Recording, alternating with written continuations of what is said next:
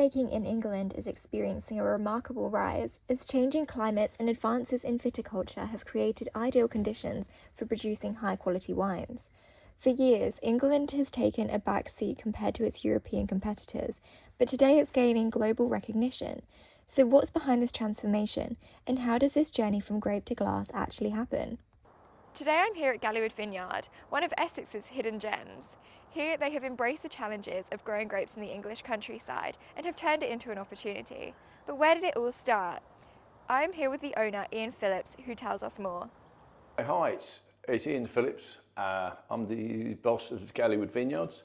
It all started back in 2010, where we began planting a couple of acres of a Pinot Noir, and each year onwards, over time, we've planted for sparkling wine, some still wines, Pinot, Chardonnay, Pinot Meunier, basically various other vines. We built the winery that we're stood in now, and we've learnt the operations and the best methods for our climate and our wine styles.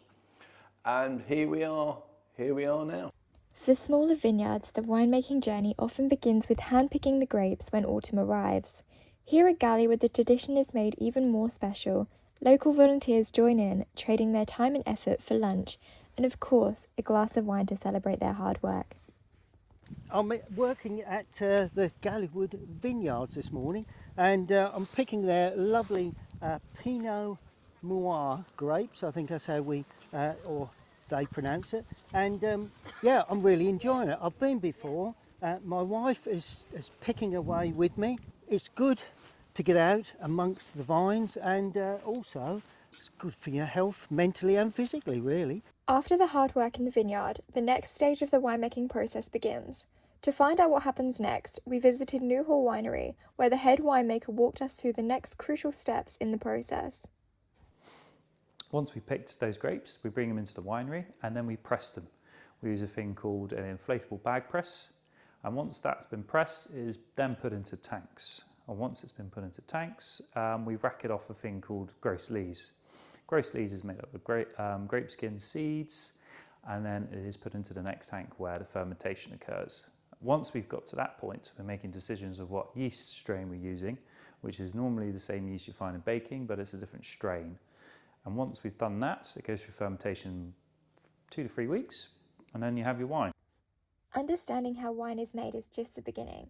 A key part of shaping its flavour comes down to the yeast used during fermentation. But how does such a simple ingredient transform the taste and the character of a wine? So each yeast can give different aromatics to wines, and they're tailored for different styles of wine. So we have some more yeasts that can produce like elderflower flavours, they can produce apple, they can produce lemons. And then there's other yeast strains that are completely bred for just making rosé wines. So there's not really a cross between the both. And there's other yeast that produce passion fruit flavours, but it's very important. And also yeast can impact your sort of mouthfeel of a wine as well.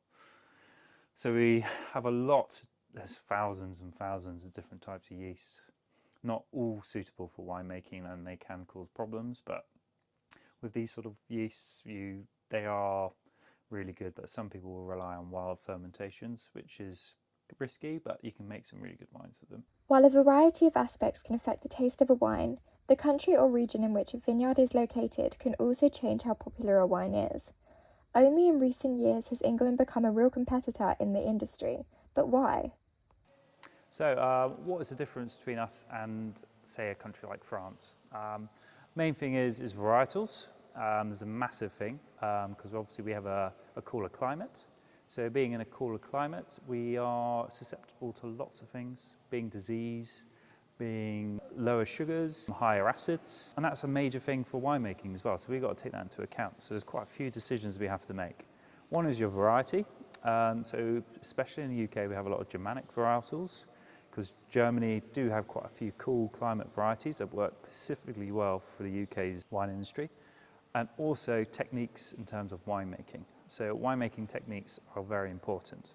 Say for our wines, we have some lovely Chardonnay, it's a cool climate. We normally do some processes that are keeping those aromatics and keeping that acidity. But if you say somebody went to southern France, where the Chardonnays have a lot more alcohol and lower acidity, we're going to be making it very differently. We're going to be doing things called batonnage, mixing lees, trying to get some of that really nice mouthfeel.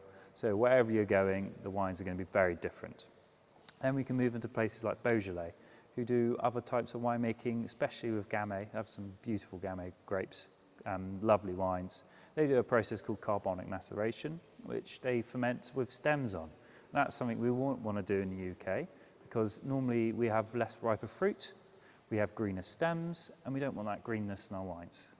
One of the biggest factors shaping winemaking in England today is climate change. As temperatures rise and weather patterns shift, vineyards are facing both new opportunities and significant challenges. Dedham Vineyard manager Michael Beeching explains how these changes are impacting the industry. The UK is definitely benefiting from climate change in the sense that we are getting warmer weather, but this is not just England, this is Europe suffering in the sense that we're getting the more freak weather events. So we're getting these freak hail in springtime, which can affect our flowering. I know that kind of regions of France, I'm not sure if it's Chablis, but they were getting huge amounts of hail that was just shredding their vineyard. And I think that put a surge in the price of Chablis, or puts the price up of their grapes. For us, I know down in Sussex and Kent, the last couple of years, I think downy mildew's been a huge problem. It's just been so wet and humid and a lot of overcast weather, and we really need that direct sunlight, that UV light, to kind of kill the pests and diseases in the vineyard. So it's a real balance. Yeah, the climate is getting better, but we're getting more freak weather events. And like this year, it was really difficult to get out on the tractor to go spraying at the start of the season because it was just so wet. There was never a dry day that was dry enough and long enough and wasn't windy. And that really, luckily, I thought we were going to have a big problem with disease this year, but we've had very clean grapes this year. Only towards the end of harvest do we see problems, and it was mainly from wasps. But we do get problems, so if it was a real long, dry harvest period, we probably would have seen more damage from things like fruit fly. So the weather really does affect it and can affect your year. And one year you have one problem, the next you have another, and it's kind of, there's always going to be one problem, but it's each year, luckily, it's quite refreshing because you have to fight a different problem.